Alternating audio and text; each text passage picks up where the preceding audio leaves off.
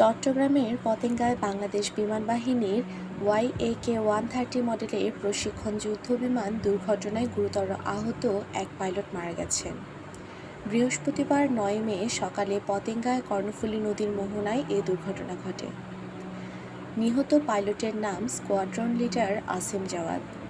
তার পিতার নাম মোহাম্মদ আমানুল্লাহ। তিনি থাকতেন চট্টগ্রাম বিমান বাহিনী ঘাঁটি জহুরুল হকের অফিসার্স আবাসিক এলাকার নীলিমাতে। চট্টগ্রাম সদরঘাট নৌ পুলিশের ভারপ্রাপ্ত কর্মকর্তা ওসি মোহাম্মদ একরামুল্লাহ এ তথ্য নিশ্চিত করেন।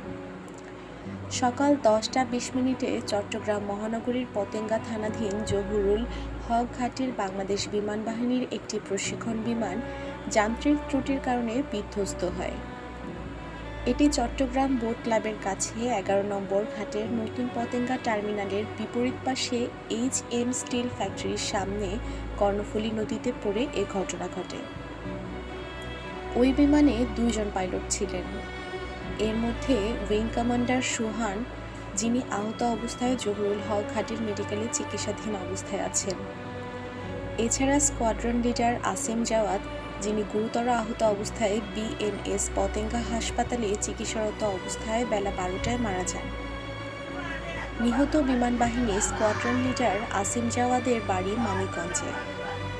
তার আকস্মিক মৃত্যুতে পরিবারের সদস্যদের মাঝে চলছে আহাজারি আর আর্তনাদ।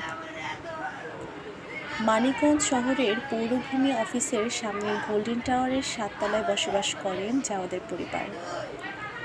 বৃহস্পতিবার সন্ধ্যায় সেখানে গিয়ে দেখা যায় একমাত্র সন্তানকে হারিয়ে মা নীলুফা আক্তার খানম গগন বিদারিয়ে আর্তনাদ করছেন। পুরো এলাকায় নেমে এসেছে শোকের ছায়া। বাবা ডাক্তার আমানুল্লাহ ঢাকার সাভারের নবীনগর এলাকার একটি বেসরকারি প্রতিষ্ঠানে কর্মরত আছেন।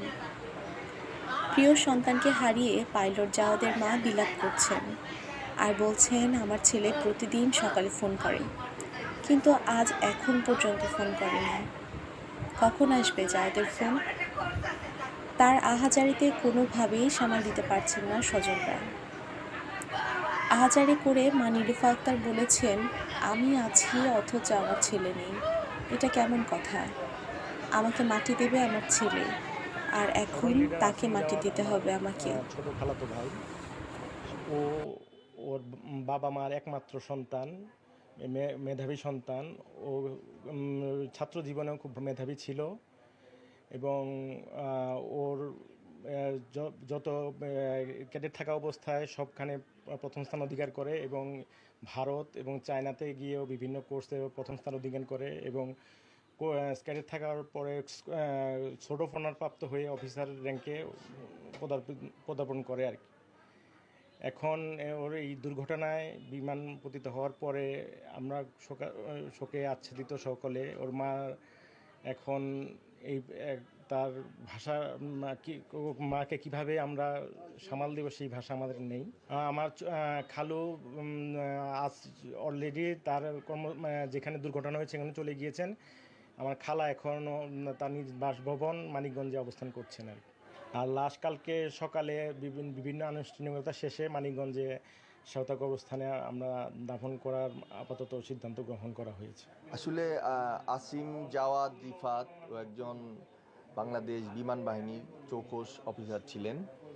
ও ওদের ব্যাচের ও ফার্স্ট বয় ছিলেন, সোল পেয়েছিলেন এবং যতগুলা ট্রেনিং হয়েছিল আপনি রাশিয়াতে, পাকিস্তানে, ইন্ডিয়াতে সবগুলো ট্রেনিংয়েও ফার্স্ট হয়েছে এবং বাংলাদেশের একজন চৌকস বিমান বাহিনীর অফিসার ছিলেন। ওর মৃত্যুতে আসলে বাংলাদেশ একটা চৌকস অফিসার হারালো। 2008 সালে বাংলাদেশ এয়ারফোর্স একাডেমিতে যোগদান করেন জাওয়াদ। 2011 সালে বিমান বাহিনীতে অফিসার হিসেবে কমিশন লাভ করেন। স্ত্রী রিফাত অন্তরা 6 বছরের এক মেয়ে সন্তানসহ এবং 6 মাস বয়সী এক ছেলে সন্তানসহ চট্টগ্রামের পতেঙ্গায় থাকতেন জাওয়াদ। জানা গেছে, বিমান বাহিনীর বিধ্বস্ত প্রশিক্ষণ বিমানের পাইলট এবং কো পাইলট প্যারাশুট দিয়ে নেমে এলে তাদের পতেঙ্গার বা নৌজা ইসা খাঁ হাসপাতালে ভর্তি করা হয়। বৃহস্পতিবার দুপুর 12টার দিকে সেখানে চিকিৎসাধীন অবস্থায় আসিম জাওয়াদ মারা যান। এর আগে সকাল 10:30টার দিকে বিমানবাহিনীর YAK-130 নামে যুদ্ধ বিমানটি উড্ডয়নকালে যান্ত্রিক ত্রুটি দেখা যায়। এই সময় বিমানটির পেছন দিক থেকে আগুন লেগে যায় এবং চট্টগ্রাম বোট ক্লাবের অদূরে কর্ণফুলীতে নদীতে আছড়ে পড়ে। নিহত জাওয়াদের বড় মামা সাংবাদিক সুরুজ খান বলেন, অত্যন্ত মেধাবী ছিলেন জাওয়াদ। স্কুল এবং কলেজ জীবনে সবসময়ই প্রথম হয়েছে। ছোটবেলা থেকে জাওয়াদের স্বপ্ন ছিল পাইলট হওয়ার, আর আজ সেই স্বপ্ন অতি দ্রুত দুঃস্বপ্নে পরিণত হয়েছে। শুক্রবার জাওয়াদের মরদেহ মানিকগঞ্জে আনা হবে বলে জানানো হয়েছে।